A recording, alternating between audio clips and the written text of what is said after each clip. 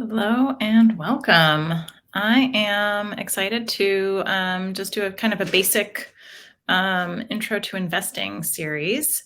So we get a lot of questions from our clients about just, real simple investing jargon. There's lots of jargon in our industry and wanted to just create a series to make it a little bit more available to people that aren't our clients.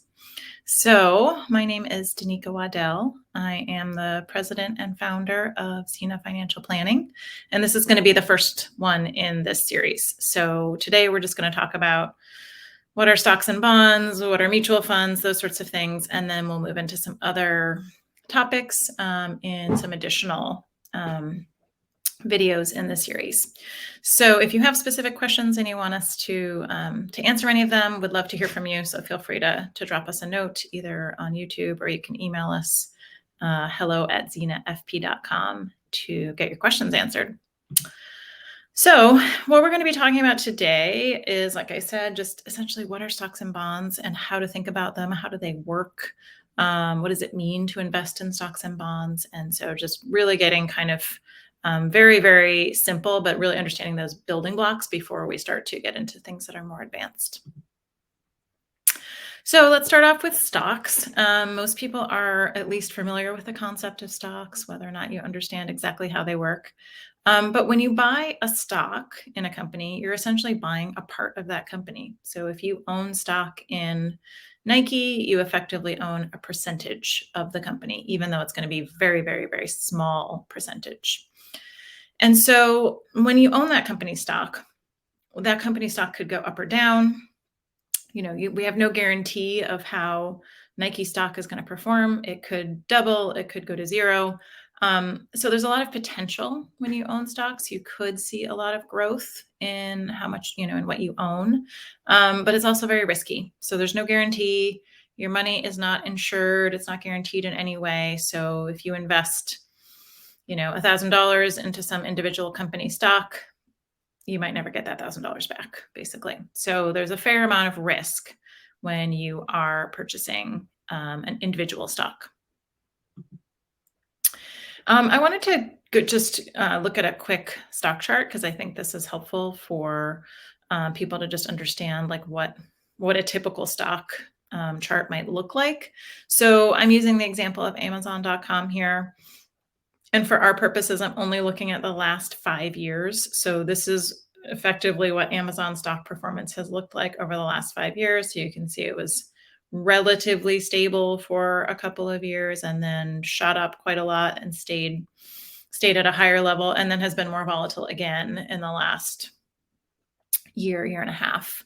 And particularly what I liked about this stock chart is I think it makes it easy to understand, sort of an event that might, impact a stock price. And so what we can see really clearly here is, you go back to early 2020. And like I said, last couple of years were relatively stable. So we're, hovering around this $100 mark. And then in about March of 2020, the stock price takes off and it just about doubles. So we don't see the exact stock prices in this view, but it essentially goes up almost 100% in the course of maybe 6 months. And so we can really understand the impact of something like COVID when people are all stuck at home. Everybody's buying from Amazon.com because they can't go to the grocery store, or maybe they don't want to go to the grocery store. But in any case, Amazon stock price really benefits from that event. So I thought it was just nice to be able to visualize that. The other primary type of investment is bonds. So bonds are very different from stocks. You'll hear about them a lot in the same kind of conversations, but they operate in a very different way. So when you buy an individual bond, a single bond, you're basically loaning money to somebody. So it's basically a loan. And you're loaning the money to whoever issued the bond. And so we're hearing about government bonds or corporate bonds. So the U.S. government or sometimes local governments will issue bonds. And what they're doing is saying, we're guaranteeing to pay you a certain amount of interest for a certain period of time. And then at the end of that time, they give you your money back. So say you buy $1,000 bond at 5% interest for 3 years. So whoever issued that is guaranteeing to pay you 5% interest for 3 years. And then at the end of the time, you get your $1,000 back. So bonds are much less risky than stocks. They're not completely without risk. So there is a chance that whoever issues the bond will just default. So, no loan is 100% guaranteed, no bond is 100% guaranteed. So essentially, whoever issues the bond could go bankrupt or just not pay you back. Um, I think the chances of that with the government, US government in particular, are very, very small. So, for all intents and purposes, the US government is going to make good on any bond that they ever issue. So, I'm not too worried about government bonds defaulting or US government bonds specifically. Corporate bonds, your mileage may vary, but I mean, there's really there's not the same kind of guarantee as there is with government bonds. There's different categories of how those could be ranked in terms of quality and likelihood of default, which we're not going to get into on this call. But again, there is a chance that the company will default. There's also risk in terms of, you buy a bond at 5% interest and next week you can get one at 7%. Well, your money's already locked up in that 5% interest bond. So, there's other types of risk with bonds. But for the most part, bonds are much more stable than a stock. So you can buy an individual bond, like I was just giving an example about, whether that's from, the US government or a corporate bond. You can also buy a bond fund. And this is also true for stocks. So for today, we're just talking about buying an individual stock, an individual bond. We will get into what is it like to buy a collection of stocks or a collection of bonds and um, what those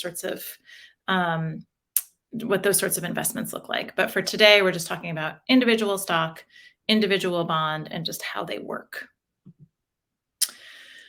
I really like this chart. I think this one's super helpful when we are talking about long-term performance. And so one thing that we'll kind of come back to over and over again as we talk about stocks and bonds and mutual funds and all the other fun types of investments is that, we're really investing for the long term. So when you zoom in and you look at, a 3-month period or a 6-month period or even shorter, you might see a lot of volatility. When you zoom out, you see a lot less of that. And really, we are generally looking at investing over 10, 20, 30, and maybe even more years than that. But what I like about this one is it just shows sort of the power of being invested and staying invested over a long period of time. So this particular chart is showing the effect of, if you had $1 in 1926 and you had it invested 90 years later in 2017, what would that dollar be worth? And so these are the 5 different categories of what you might have invested in. And so we can see the 2 stock categories are at the top, the dark blue and light blue, worth, either $36,000 or $7,000 after 90 years. So that's a really dramatic impact in terms of growth. And then the 3 at the bottom are government bonds, treasury bills, and inflation. And those have kind of, stayed relatively stable.